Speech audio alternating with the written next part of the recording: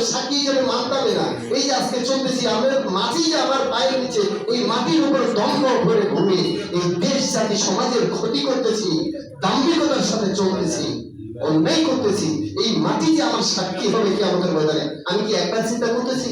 করি না, একবারও চিন্তা করতেছি না। প্রিয় হাজিরিন, আল্লাহ রাব্বুল আলামিন এভাবে প্রমাণ যখন মাটিকে দেওয়া হবে, মাটি যখন সাক্ষ্য দেবে, এরপরেও বান্দা মানতে চাইবে না, বান্দা আবার একটু মন খারাপ করবে, মানবে না। আল্লাহ রাব্বুল আলামিন এবার বলছে, বান্দারে আর দরকার নাই, এবার আমি তোমার জবান থেকে শুনতে চাই না, এবার তোমার অঙ্গ প্রত্যঙ্গ, তোমার শরীরের চামড়া আমাকে জবাব দিলে জোরে বলেন সুবহানাল্লাহ। কি কঠিন হয়ে যাবে সেদিন, বলেন আখিরাত। অথচ এই আখিরাত নিয়ে আমরা কোনো চিন্তাই করি। আমরা মনে করছি দুনিয়া পেয়ে গেছি, এখানে যা করবে জীবনের শেষ, মরলেই মরে আর কিছু হবে না। কথা বলে ঠিক? যদি মরণের পরের চিন্তা আমাদের আখিরাত সম্পর্কে ন্যূনতম ভয় ভীতি আমাদের থাকতো, তাহলে কসম করে বলি, পৃথিবীতে আমরা যারা অন্তত আখিরাতমুখী মানুষ, সব গোষ্ঠী না, সব জাতির মানুষ না, অন্তত যারা বলি লা ইলাহা ইল্লাল্লাহ, এই মানুষগুলো তো আখিরাত বিশ্বাসী। যা এই আখিরাত বিশ্বাস করি বলেই তো লা ইলাহা বলেছি, আর লা ইলাহা কর্মী আছে। কথা বলে ঠিক না? তাহলে এই আখিরাত বিশ্বাস করে বলে লা ইলাহা বলার পরে যদি আখিরাত আমার কাছ থেকে আমলে কর্মে বিচ্যুত হয়ে যায়, দূরে সরে যায় আমলের কারণে, তাহলে এই আখিরাত বিশ্বাস করার লাভ কি? আর এই আখিরাতের ঘোষণা দিয়েই বা কিনা? কথা বলে ঠিক? ছাত্র হলাম ঠিক, লেখাপড়াই করলাম, এর ছাত্রের দাম আছে বলেন? আমি ছাত্র হচ্ছি বটে, ছাত্র হয়েছি বটে, কিন্তু আমার লেখাপড়া নেই, সারা জীবন এক ক্লাসে পাস করতে পারলাম, এই সারা জীবন মুসলমান হিসাবেই থাকলাম, কিন্তু কোনোদিন মুমিন হতে পারলাম। অথচ আল্লাহর জান্নাত হবে মুসলমানের জন্য নয়, আল্লাহর জান্নাত দিবেন মুমিনদেরকে। আসসালামু আলাইকুম ইয়া আহলাল কুবুর মিনাল মুসলিমিনা ওয়াল মুসলিমাত ওয়াল মুমিনিনা ওয়াল মুমিনাত। মুমিন এবং মুসলমান, মুমিনদের মধ্যে আর মুসলমান এবং মুমিনের মধ্যে পার্থক্য অনেক, আকাশ আর জমিন। কালিমা শাহাদা, কালিমা পড়লে আপনি মুসলিমের গর্বিতে পারবেন, আর এই কালিমার হুকুমত কায়েম করতে পারলে, আমল করতে পারলে আপনি মুমিন হতে পারবেন। তো এখন আমরা তো মুমিন হতে পারতেছি, আর জান্নাতের সুসংবাদ, জান্নাতের নাজ নিয়ামত হচ্ছে মুমিন। আল্লাহ রাব্বুল আলামিন সেদিন বললেন, বান্দা অনেক কথা তোমাকে শুনাইলাম, অনেক প্রমাণ দেখাইলাম, বান্দারে সব প্রমাণ দেখার পরে যখন তুমি মানতে চাও না, এবার আমি তোমার অঙ্গ প্রত্যঙ্গ থেকে সাক্ষ্য গ্রহণ করবো।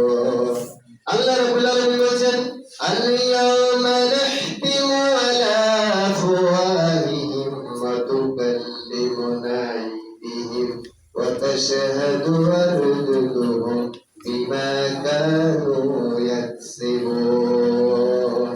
সূরা ইয়াসিন 65 নম্বর আয়াতটা খুলে দেখবেন। আল্লাহ রাব্বুল আলামিন বলেছে, আল-ইয়াওমা নাহতিমু আলা আফওয়াহিহিম, আজকের এই দিনে তোমার জবান বন্ধ করে দিলাম, জোরে বলেন সুবহানাল্লাহ। ওয়া তুকাল্লিমুনা আইদিহিম, আইদিহিম মানে হলো হাত। আজকের এই দিনে তুকাল্লিমুনা কথা বলবে, সাক্ষ্য দিবে তোমার হাত। পৃথিবীর জমিনে কি কি কর্ম করেছো, হাত টপ টপ করে কথা বলবে। আচ্ছা বলেন তো, জবান যদি বন্ধ হয়ে যায় আর এই হাত যদি জবান করে হাত কথা বলে, আপনার হাত আপনার পক্ষে সাক্ষী দিবে, এই অথরিটি, এই গ্যারান্টি কি আপনার কাছে আছে? আপনি দিতে পারবেন আপনার এই হাতটা, আমার এই হাতটা আমার পক্ষে সাক্ষী দিবে, এটা গ্যারান্টি আমি দিতে পারি? মুখ দিয়ে চিটাই অন্তত করতে পারতেছি, যতটুকু পারি আমি করতেছি, সহযাত্রী এইটুকু না, জবানটা আমি চালাচ্ছি, আল্লাহ আমাকে শক্তি তো দিয়েছে বলে আমি করতে পারতেছি, কিন্তু হাত তো আমার কন্ট্রোল না। হাত থেকে যে জবানটা আসবে সব কুদরতি। কথা বলে ঠিক কিনা? এই কুদরতটাকে যদি আমরা বুঝতে পারতাম, কসম করে মুসলমান, যে আল্লাহ রাব্বুল আলামিন দেখেন, পৃথিবী থেকে যখন আমাদের কবরে রাখা হবে, প্রশ্ন কয়টা হবে? সব মানুষ জানে কয়টা? 3টা। আর এই 3টা প্রশ্নের কি হবে, এই প্রশ্নগুলো ফাঁস করে দেওয়া আছে কিনা? আচ্ছা, এরপরে এই প্রশ্নের অ্যানসার কি হবে, অ্যানসার বলে দেওয়া আছে কিনা?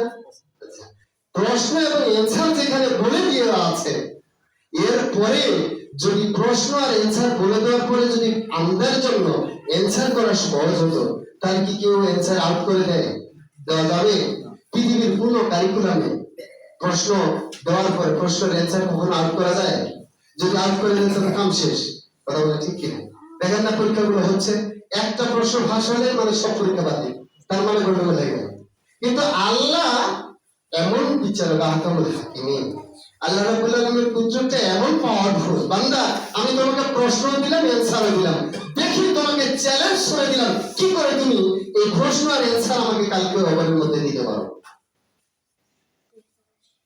দিতে পারবা তখন যদি না তুমি আল্লাহর আনুগত বান্দায় পরিণত হয়ে যাও, আল্লাহ রাসূলের আদর্শের অনুসারী হয়ে যাও। যদি সেই আদর্শের মধ্যে থাকতে পারো, আল্লাহর ঈমান আকীদা নিয়ে, আল্লাহর বিধান নিয়ে জীবন চালাতে পারো, তাহলে মুখ দিয়ে আসবে মান রাব্বুকা রব্বি আল্লাহ। কারণ সেদিন জবানটা কাজ করবে আল্লাহর কুদরত দিয়ে। তখন ওই জবানে আসবে রব্বি আল্লাহ। যে রবের জিকির আপনার মুখে সব সময় ছিল, এই আপনার রব্বি রব্বি আল্লাহ, তখন কিন্তু অলরেডি চলে আসবে। আর আপনি বছরে 6 মাসে একদিনে সবাই আল্লাহ, এই আল্লাহ আসে নাকি?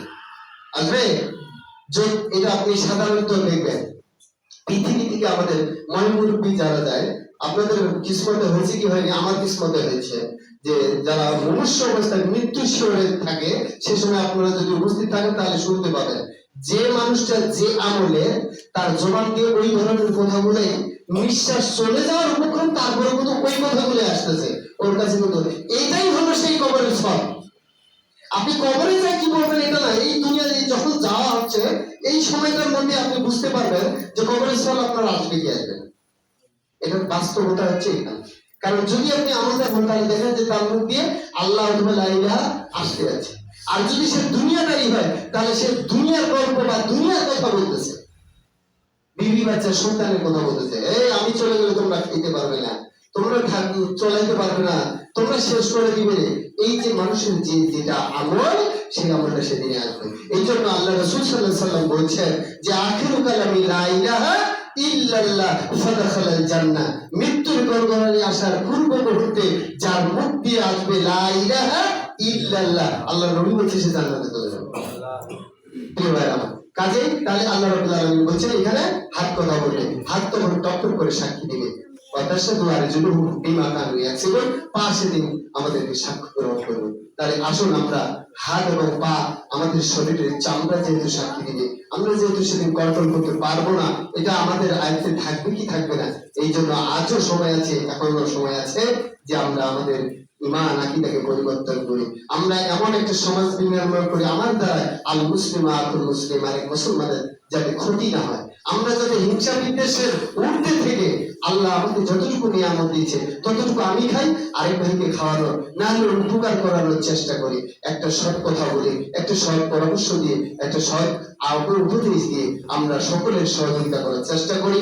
আমাদের এই দেশটাকে, আমাদের এই সোনার জন্মভূমি, এই ছোট্ট 56,000 বর্গ মাইলের এই বাংলাদেশটাকে আল্লাহ রাব্বুল আলামিন কোরআনের জন্য কবুল করুন। আমরা কোরআনের জন্য সকলেই হয়ে যাই একাকার, আগামী বাংলাদেশে কোরআন হয় এটাই চিন্তা করি। কোরআন আসলেই শান্তি, কোরআন দুনিয়াও শান্তি, আখিরাতেও শান্তি। অতএব কোরআনের ছায়া তলে আশা লাগবে, এর বিকল্প নাই। অতএব শেষ প্রশ্ন কবরের হলো যে আপনি যখন সব অ্যানসার দিবেন তখন আল্লাহ বলবেন এটা পেয়েছো কোথায়? যে আমি কোরআনে পেয়েছি।